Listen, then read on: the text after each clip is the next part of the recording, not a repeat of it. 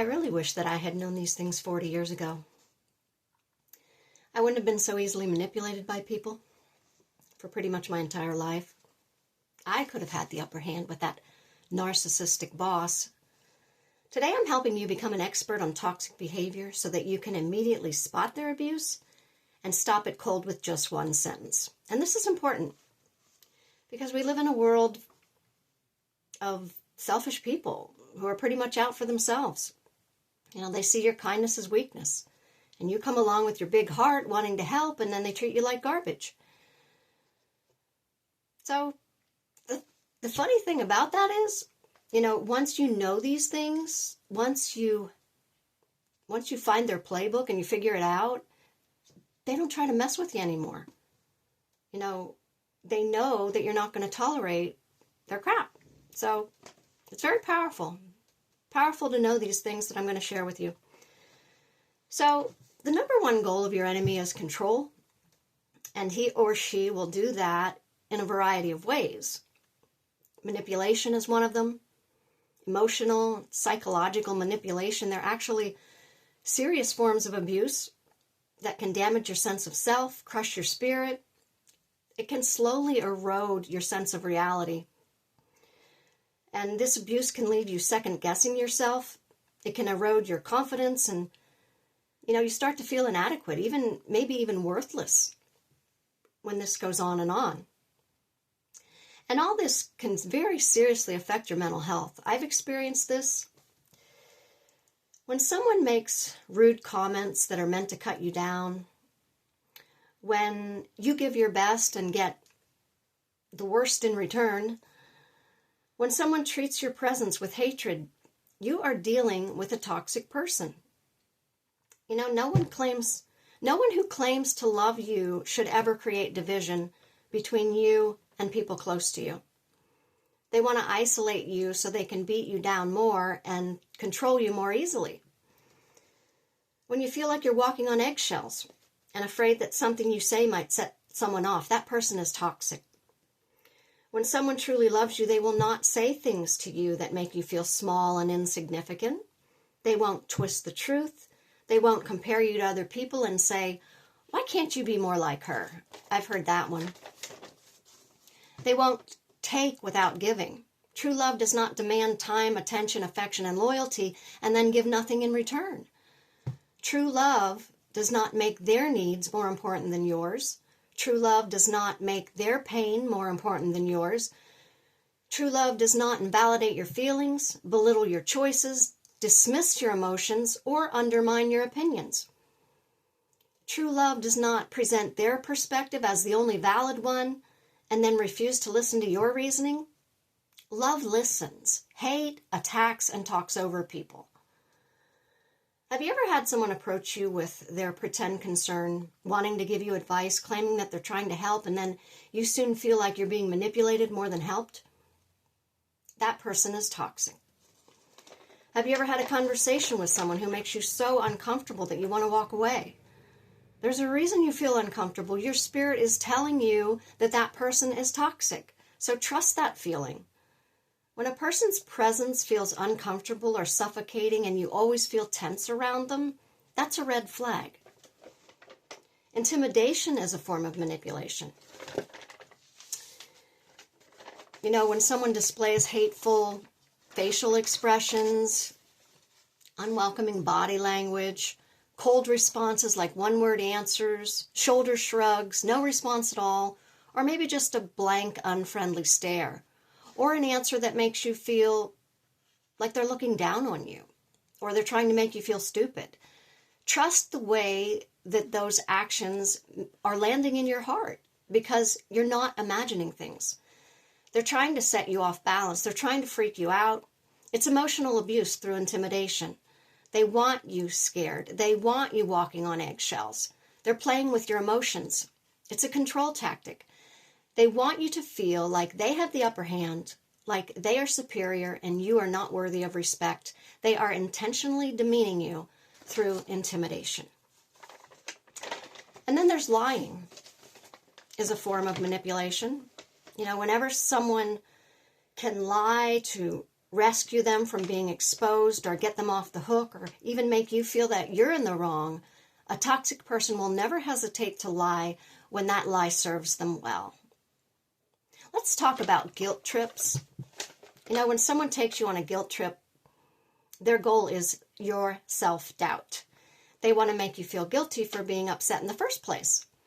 You're too sensitive. You're overreacting. Why are you making such a big deal out of this? They also want to make you feel guilty for upsetting them. They take it a step further. I can't handle this right now. I'm going through too much. And then there's this one. After everything I did for you, this is how you treat me? When someone guilt trips you after you presented a valid concern, just know that they are very aware that you have a valid concern. They know that they made a mistake, but they're choosing to convince you that you're the problem. And this is not a godly way to resolve conflicts. It's a demonic way, actually. Here's another guilt trip phrase. We're family. Family is everything. You can't walk away. I heard a really great quote. I could not possibly say this any better. It came from the YouTube channel Billy Insights, and I think Billy is referring to Billy Graham. I did not write down the exact name of the YouTube video. I'm hoping just giving credit to the channel is enough. The quote is, "When family becomes the source of your pain, the solution is not to suffer in silence, but to stand up and speak your truth, and to understand that it is okay to walk away from toxic family dynamics. Refuse to accept any behavior that breaks you down." Well said. And I think that someone out there needs to hear that.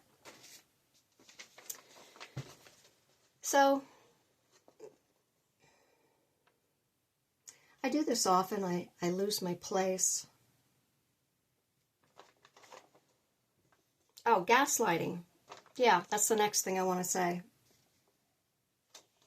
The last thing I want to say. Gaslighting.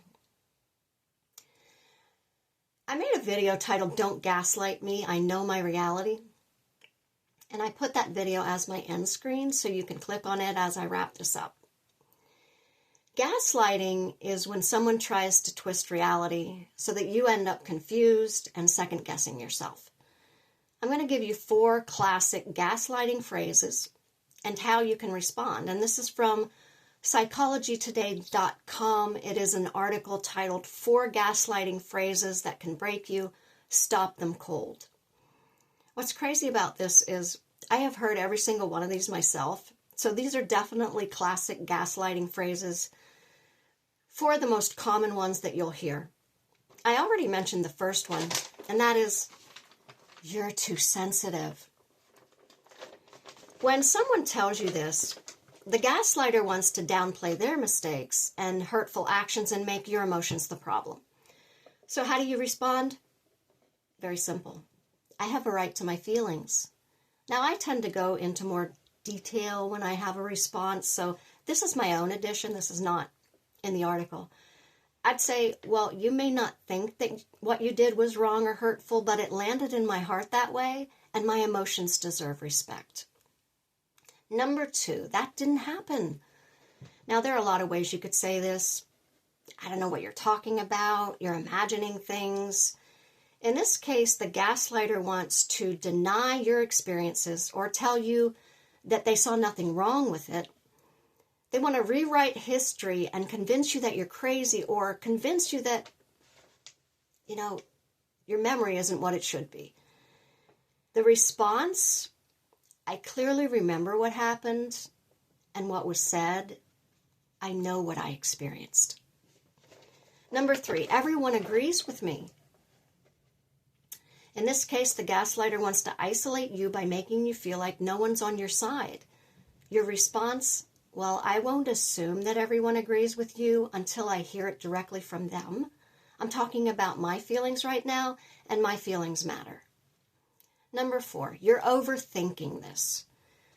Now, that could also sound like this is not a big deal, you're making a mountain out of a molehill, or the classic one, you're overreacting. In this case, the gaslighter wants to dismiss your concerns instead of validating them. How do you respond? I'm bringing this up because it's important to me, and dismissing that is not going to make the problem go away. So I'll leave you with 4 other tips. Trust your gut. Trust your emotions. Don't go down the rabbit hole of, oh, maybe I am overreacting. Don't go down the rabbit hole of maybe it's me.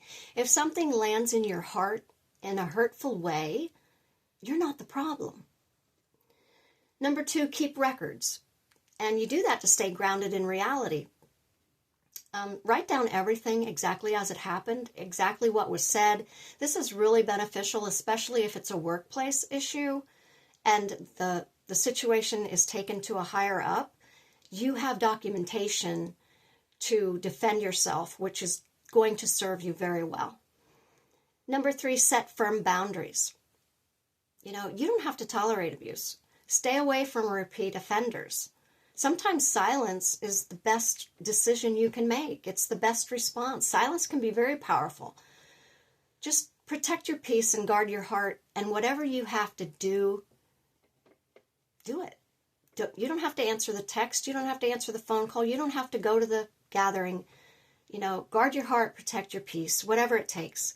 And number 4, seek trusted outside perspective. We all need someone who we need to talk to. Just choose someone that you really can trust, for sure. I would go a step further and make sure that it's a person who is going to give you godly advice, not worldly advice, because the world's really messed up.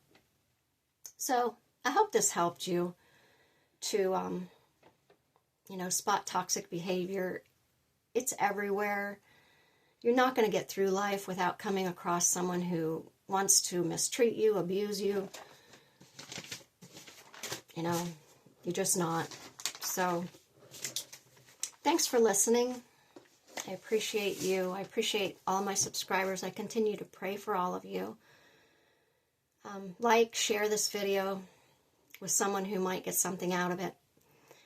I don't know what my next topic is for sure. At this moment, sometimes God takes me in a different direction when I announce these things. I probably shouldn't announce them, but this is definitely coming soon, and that is this book, When Misfits Become Kings.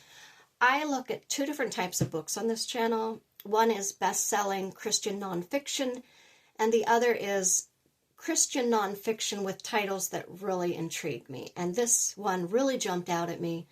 If you are someone who's ever felt like a misfit, ever felt like an outcast, ever been rejected, or in any way feel underappreciated at any point in your life, you're definitely going to find encouragement in this book. It's a wonderful book of encouragement for the misfits in the world, the rejects, the outcasts, the oddballs.